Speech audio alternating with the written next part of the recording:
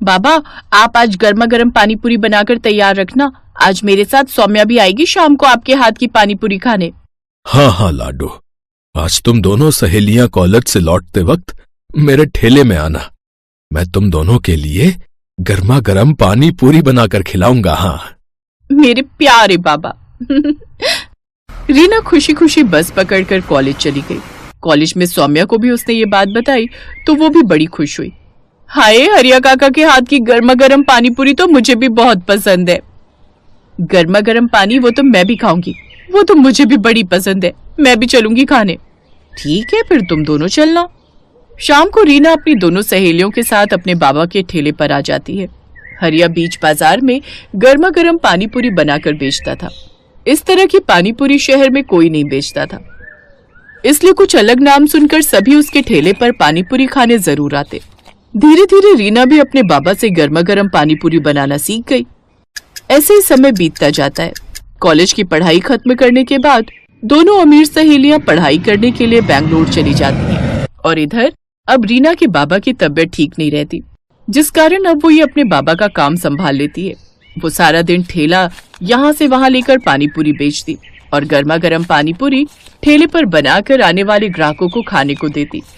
गर्मा गर्म पानी पूरी खाओ, गर्मा गर्म पानी पूरी एक बार खाओगे बार बार आओगे, आइए आइए गर्मा गर्म पानी पूरी। कुछ साल और बीत गए और अब निधि और सौम्या की शादी दो सगे भाइयों से हो गई। उनके पति भी अमीर घर से ही थे। वो दोनों उन दोनों का खूब ख्याल रखते। इधर रीना को अपनी दोनों सहेलियों की याद तो आती, लेकिन उसके पास उन दोनों का फोन नंबर भी नहीं था कि वो उनसे कांटेक्ट कर सके। कुछ समय बाद रीना भी अपने बाबा के इलाज के लिए दिल्ली आ जाती है। अब वो वहीं एक झोपड़ी में रहकर अपने माँ बाबा दोनों का ख्याल रखती, साथ ही अपनी गर्मा गर्म पानी पूरी का ठेला लगाती। इधर निधि और सौम्या के पतियों का ट्रांसफर भी दिल्ली हो जाता है। फिर एक रोज, सौम्या चलो, आज मैं तुम सबको पानी पूरी खिलाने ले चलता हूँ। तुम सबको तो पता ही है दिल्ली खाने पीने के लिए कितनी मशहूर है। हाँ हाँ, फिर तो सभी चलते हैं, बड़ा मजा आएगा। वो सभी सुखीराम पानी पूरी वाले की पानी पूरी खाने खान मार्केट चले जाते हैं, जिसे खाकर सौम्या कहती है, मुझे तो यहाँ की पानी पूरी बिल्कुल पसंद नहीं आई। हाँ सौम्या, और खाकर तो देखो। सौम्या बिल्कुल ठीक कह रही है, वो स्वाद नहीं है इसमें, हमें नहीं खानी और पानी पूरी। पानी पूरी तो हरिया काका और हमारी दोस्त रीना बनाती है, लेकिन पता नहीं अब वो कहाँ है। कमाल है, इतनी बढ़िया तो है। खैर, मैं तो एक प्लेट और खाऊंगी। ऐसे ही समय बीतता है। फिर एक रोज, यार निधि पता नहीं अपनी दोस्त रीना कहाँ होगी, कैसी होगी। कॉलेज छोड़ने के बाद उससे कभी मिलना ही नहीं हुआ। हाँ यार, मुझे भी उसकी बड़ी याद आती है। एक बार जब कानपुर गई थी अपनी कजिन की शादी में तो उसके घर भी गई थी, लेकिन वहां ताला लगा हुआ था। काश वो हमें फिर मिल जाए। ऐसे ही समय बीता। एक रोज सौम्या का पति अंकित, सौम्या कल मेरे ऑफिस के एक क्लाइंट की शादी है, तुम सबको भी वहां चलना है। हाँ, इसीलिए तुम दोनों भी रेडी हो जाना, और माँ और प्रीति भी साथ चलेगी। उसने बार बार रिक्वेस्ट की है कि सबको पार्टी में साथ लाएं। अच्छा ठीक है, हम सब तैयार रहेंगे। निधि तू वो पर्ल्स मेकओवर वाले को अभी से बुक कर ले। ठीक है, मैं आज ही फोन कर देती हूँ। फिर अगले दिन वो सभी शादी में तैयार होकर चले जाते हैं। वो एक काफी बड़ी पार्टी थी जिसमें तरह तरह के स्टॉल लगे हुए थे। वो दोनों एक तरफ खड़ी थी, तभी उनकी ननद प्रीति आती है। निधि भाभी, सौम्या भाभी, आप यहाँ के गोलगप्पे खाकर तो देखो, कसम से आज तक इतने अच्छे गोलगप्पे आपने नहीं खाए होंगे। अरे नहीं प्रीति, हमें नहीं खाने। वो सच कह रही है बहू, तूने यहाँ के गोलगप्पे खाए ना तो तू अपनी उस दोस्त के गोलगप्पे भी भूल जाएगी जिसकी तुम दोनों तारीफ करती फिरती हो। निधि और सौम्या दोनों उस पानीपुरी के स्टॉल पर जाती हैं जहाँ वो खाती हैं गर्मा गर्म पानीपुरी। अरे ये गर्मा गर्म पानीपुरी, इनका स्वाद तो बिल्कुल ऐसा है जैसे अपनी रीना के बाबा बनाते थे और रीना भी। अरे भैया, ये गोलगप्पे किसने बनाए? बहन जी, ये तो अंदर एक मैडम बनाती जा रही हैं और इस स्टॉल पर हम बेच रहे हैं। ये तो वही गोलगप्पे। जल्दी चल सौम्या। वो दोनों अंदर जाती हैं जहाँ रीना गर्मा गर्म गोलगप्पे बना रही थी। सौम्या और निधि को वो देखती है तो बड़ी खुश होती है। सौम्या, निधि, तुम दोनों यहाँ, तुम दोनों की शादी हो गई, कितनी अच्छी लग रही हो तुम दोनों। ये सब छोड़ और आकर पहले हमारे कलेजे से लग जा यार। ये बता रीना, तू इस हालत में कैसे? इतनी पढ़ी लिखी होकर भी तू ये सब शादी में गोलगप्पे बनाकर बेच रही है। क्या बताओ दोस्त, इस गरीब की जिंदगी में ना जाने ऊपर वाले ने कितने दुख लिखे हैं।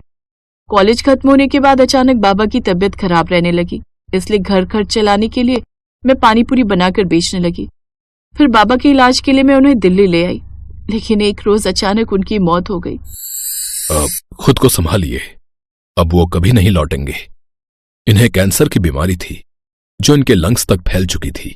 फिर खुद को संभाल कर रीना ने अपने पिता का दाह संस्कार किया, लेकिन पिता के जाने के बाद उसकी माँ भी सदमे में चली गई और उन्होंने भी बिस्तर पकड़ लिया। और फिर एक रोज, मेरी बच्ची, मेरे अलावा तेरा इस दुनिया में है ही कौन?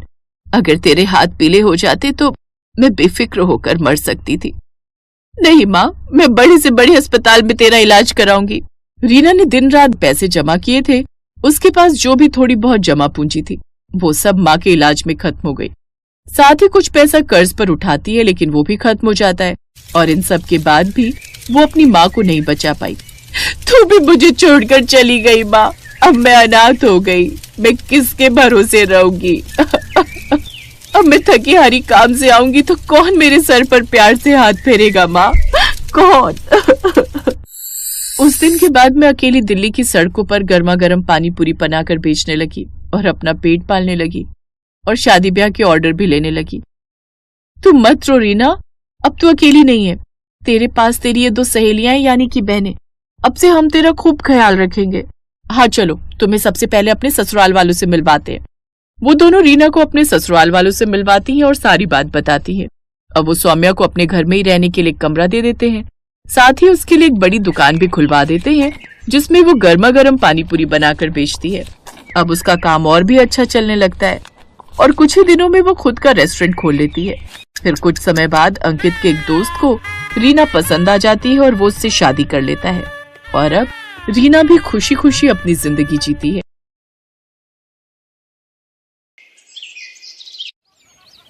अरे भाई, कैसे दिए गोलगप्पे? 50 रुपए की प्लेट है। और एक प्लेट में कितने गोलगप्पे? 6 गोलगप्पे होंगे। और कितने? अरे बाप रे बाप, 50 के 6 गोलगप्पे, इतने महंगे? तभी सोचो तुम्हारी दुकान में भीड़ क्यों नहीं है। मुझे फालतू की भीड़ चाहिए भी नहीं। मेरे पास वही लोग गोलगप्पे खाने आते हैं जो इन्हें खाने के लायक हैं। और तुम लगता है यहाँ नए हो। दाम पूछने से पहले ऊपर लगा बोर्ड ही पढ़ लेते। दाम और नाम दोनों लिखे हैं। मेरा नाम मशहूर है और ये मेरे मशहूर गोलगप्पे हैं। एक एक गोलगप्पा इतना करारा है कि तोड़ो तो आवाज 1 किलोमीटर तक सुनाई दे। और पानी जैसा ग्राहक चाहे। पूरे 10 तरह की वैरायटी है मेरे पास पानी की। और ये देखो, ये है मेरे गोलगप्पों की असली जान, मेरा ये खास मसाला। हाँ हाँ, ये सब तो ठीक है, पर फिर भी 50 रुपए वाकई बहुत ज्यादा है। दाम तो यही है और यही रहेगा। अब तुम देख लो कि तुम मेरे गोलगप्पे खाने के लायक हो या नहीं। अरे ये क्या बात हुई? तुम ऐसे बात करते हो अपने ग्राहक से? नहीं, ग्राहक से तो नहीं, पर जो फालतू मेरा वक्त बर्बाद करे उससे मैं ऐसे ही पेश आता हूँ। चलो अब आगे बढ़ो और कोई सस्ता गोलगप्पे का ठेला ढूंढो। मशहूर ऐसा ही था। ये बात तो 100% सच थी कि वो गोलगप्पे बहुत ही अच्छे बनाता था, लेकिन इस बात पर उसे घमंड भी बहुत था। मशहूर का मानना था कि उसके पास हुनर और किस्मत दोनों का साथ है, इसीलिए उसे पूरा यकीन था कि उसका काम कभी मंदा पड़ ही नहीं सकता। और वास्तव में ऐसा हो भी रहा था। मशहूर के पास भले ही ग्राहक कम थे, लेकिन उनसे ही वो अच्छा खासा मुनाफा कमा लेता था। फिर कुछ दिनों के बाद, हाँ भाई, लाओ जरा गोलगप्पे तो लगाना। अरे तुम फिर से आ गए? रेट कम नहीं होंगे, पहले ही बता रहा हूँ। हाँ हाँ, मैं तुमसे कम करने को कह भी नहीं रहा हूँ। ऐसा करो, सिर्फ मुझे नहीं, इन सबको भी गोलगप्पे खिलाओ और इन सबके पैसे मैं दूंगा। पगला गए हो क्या? अब ऐसा करो, पहले पैसे रखो मेरे सामने, फिर बात करना। तुम भी ना बड़े शक्की हो। ये लो, ये रखे तुम्हारे पैसे। इतना कहकर सूरज ने पूरे 2000 रुपए मशहूर के सामने रख दिए। सूरज अपने साथ जिन लोगों को लेकर आया था वो देखने में ही गरीब लग रहे थे। मशहूर ने सभी को गोलगप्पे खिलाए, जिसके पैसे सूरज नहीं दिए। फिर सबके जाने के बाद, क्या बात है भाई, कोई लॉटरी वॉटरी लग गई है क्या? अभी तो नहीं लगी, पर जल्दी लगने वाली है। क्या मतलब? तुम्हें कैसे पता कि लॉटरी लगने वाली है तुम्हारी? क्योंकि निरंजन बाबा ने मुझसे ऐसा कहा है। वो बहुत ही बड़े सिद्ध बाबा हैं। उन्होंने मुझसे कहा है कि मैं जितने लोगों का पेट भरूंगा, वो भी बिना उनसे कुछ लिए, मेरी लॉटरी लगने के उतने ही चांसेस बढ़ जाएंगे। तुम भी निरे उल्लू हो भाई, हैं? बाबा जी ने तुम्हें गरीबों को खाना खिलाकर कुछ भला काम करने को कहा होगा। जितने पैसे तुमने मेरे गोलगप्पे खिलाने में खर्च किए, उतने में तो तुम पूरा भंडारा कर सकते थे। मैं जानता हूँ, पर मुझे इन लोगों को कुछ ऐसा खिलाना था जो इनके बस के बाहर हो। खाना तो कोई ना कोई इन्हें खिलाई देता होगा, पर तुम्हारे गोलगप्पे वो इनके नसीब में कहाँ से आते? और बाबा जी ने मुझसे यही तो कहा था कि जाकर किसी का नसीब बदलो, तो मैंने बदल दिया। अब देखना, मेरी लॉटरी जरूर लग जाएगी। मशहूर और सूरज बात कर ही रहे थे कि तभी सूरज का फोन बजने लगा। हेलो, हाँ भाई, क्या तू सच बोल रहा है? सच में? वाह वाह वाह भाई, मजा आ गया भाई, मजा आ गया। तू वहीं रुक, मैं बस वहीं आ रहा हूँ मैं। अरे अरे क्या हो गया, कहाँ भागे जा रहे हो? मेरी लॉटरी लग गई भाई, वो भी पूरे 10 लाख की। शुक्रिया भाई, शुक्रिया यार, बहुत शुक्रिया यार, सच में तुम्हारे गोलगप्पों की वजह से ये सब हो पाया। अच्छा अब मैं चलता हूँ, मैं फिर आऊंगा और अगली बार और ज्यादा लोगों को लेकर आऊंगा, तुम तैयार है ना? इतना कहकर सूरज वहाँ से चला गया, लेकिन मशहूर को सोचने पर मजबूर कर गया। मेरे गोलगप्पे ऐसा भी कर सकते हैं, मुझे तो पता ही नहीं था। अगर मुफ्त में मेरे गोलगप्पे खिलाकर इस लड़के की किस्मत खुल सकती है तो फिर मेरी क्यों नहीं? हाँ, अब से मैं भी लोगों के नसीब बदलूंगा। अब वो नहीं, बल्कि मैं खुद अपने गोलगप्पे लोगों को फ्री में खिलाऊंगा। अगले दिन मशहूर ने सबसे पहले अपने लिए एक लॉटरी का टिकट खरीदा और फिर उसके हाव भाव बिल्कुल ही बदल गए। साथ ही उसकी दुकान का बोर्ड भी अब गोलगप्पों की कीमत की जगह पर लिखा था बिल्कुल फ्री। मतलब वो सच में अब लोगों को मुफ्त में गोलगप्पे खिला रहा था। साहब, कभी सपने में भी नहीं सोचा था कि आपकी दुकान में खड़े होकर गोलगप्पे खा सकूंगा। भगवान आपका भला करे, आपकी खूब तरक्की हो, आप जो चाहो वो सब आपको मिले, मैं भगवान से यही प्रार्थना करूंगा। मशहूर को पहली बार किसी ने ऐसा कुछ कहा था। मशहूर को बहुत अच्छा लगा, लेकिन अब भी मशहूर के दिमाग में उसका खुद का फायदा पहले था। उस दिन अपने बनाए हुए सारे गोलगप्पे मुफ्त में खिलाने के बाद वो फौरन लॉटरी ऑफिस पहुंचा। मशहूर चंद, हाँ मुबारक हो, आपको इनाम मिला है पूरे 10,000 का। क्या सिर्फ 10,000? और पहला इनाम तो 10 लाख का था। हाँ तो वो पहला इनाम भी तो है। आपकी किस्मत इतनी भी अच्छी नहीं है, शुक्र मनाइए कि 10,000 तो मिले। मशहूर इनाम के 10,000 लेकर अपने घर वापस आ गया। वो उदास था और नाराज भी। क्या हुआ जी, लॉटरी लगी क्या? लगी भी और नहीं भी, ये देखो 10,000 मिले हैं। अरे वाह, तो फिर आप उदास क्यों? आपको तो खुश होना चाहिए ना। अरे पर 10,000 से क्या होता है, इतने में तो 4-5 दिनों में अपनी दुकान से ही कमा लेता हूँ। उस लड़के को तो पहला इनाम मिला था, वो भी पूरे 10 लाख का, और उसने तो इतने कम गोलगप्पे खिलाए थे। मैंने तो अपने सारे गोलगप्पे मुफ्त में खिला दिए, फिर भी मुझे क्या मिला और उसे क्या मिला? ओफो, ये सब क्यों सोच रहे हो आप? आपने जितने भी गोलगप्पे मुफ्त में खिलाए उनकी लागत तो निकल गई ना, बोलो। हाँ, उससे तो ज्यादा ही हैं ये पैसे। तो फिर आपको नुकसान थोड़े ही हुआ है जो ऐसे मुंह लटका कर बैठे हो। 4-5 दिनों में जितना कमा पाते वो एक ही दिन में मिल गया, ये कम है क्या? मशहूर को अपनी पत्नी मोहिनी की बात ठीक लगी और उसने अपना इरादा और पक्का कर लिया। उसने आगे भी लोगों को फ्री गोलगप्पे खिलाना जारी रखा और हर रोज लॉटरी का टिकट खरीदना भी, कभी कम तो कभी ज्यादा, लेकिन हर रोज मशहूर का कुछ न कुछ इनाम जरूर निकलता था, जिससे मशहूर का हौसला और भी मजबूत होने लगा। इसके साथ ही मशहूर को अब ये सब करने में बहुत खुशी भी मिल रही थी।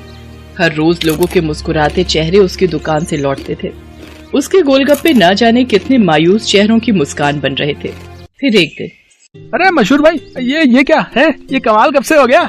बस तुम्हारे जाने के बाद से ही। लेकिन माफ करना भाई, अब तुम फ्री में गोलगप्पे नहीं खिला पाओगे किसी को, क्योंकि ये काम अब मैं करता हूँ और लॉटरी भी मेरी ही लगती है। हाँ, तुम्हारे जितना बड़ा इनाम तो नहीं लगा अब तक, पर मुझे उम्मीद है कि कभी न कभी वो कमाल भी हो ही जाएगा। मशहूर की बात सुनकर सूरज मुस्कुरा दिया और उसने अपनी जेब से अपना विजिटिंग कार्ड निकालकर मशहूर को दिया और उससे बोला, कोई बात नहीं, ये मेरा कार्ड रख लो। अब लॉटरी का टिकट जब भी खरीदना हो तो बस मुझे फोन कर देना, ऑफिस तक आने की जरूरत नहीं पड़ेगी। सूरज के विजिटिंग कार्ड पर उसी लॉटरी ऑफिस का पता लिखा था जहां से मशहूर हर रोज लॉटरी की टिकट खरीदता था। असल में वो ऑफिस सूरज का ही था और उसी की वजह से हर रोज मशहूर का कोई न कोई इनाम जरूर निकल रहा था। कार्ड देखते ही मशहूर सारी बात समझ गया। उसने सूरज के सामने हाथ जोड़ते हुए कहा, मैं ये बिल्कुल नहीं पूछूंगा कि तुमने ये सब क्यों किया, क्योंकि शायद मैं जानता हूँ। बहुत बहुत शुक्रिया भाई, मुझे ये एहसास कराने के लिए कि ज्यादा पैसे कमाने से जरूरी है दुआएं कमाना, लोगों को खुशियाँ बांटना, जो मेरे गोलगप्पे बहुत आसानी से कर सकते हैं। इसके बाद मशहूर ने कभी लॉटरी का टिकट नहीं खरीदा, बल्कि वो फिर से अपने गोलगप्पे बेचने लगा। लेकिन उसके गोलगप्पों का दाम पहले से बहुत कम था, जिसकी वजह से अब हर कोई उसके स्वादिष्ट गोलगप्पों का मजा ले पा रहा था। अब भले ही मशहूर के गोलगप्पे थोड़े सस्ते थे, लेकिन ग्राहक पहले से कहीं ज्यादा थे। मतलब मुनाफा भी पहले से ज्यादा ही था। इसके साथ ही मशहूर ने फ्री गोलगप्पे खिलाना भी नहीं छोड़ा। आखिर के 10-20 गोलगप्पे वो जरूर गरीबों को मुफ्त में खिलाता था, क्योंकि अब उसे गोलगप्पों के साथ साथ खुशियां बांटने की भी आदत जो हो गई थी।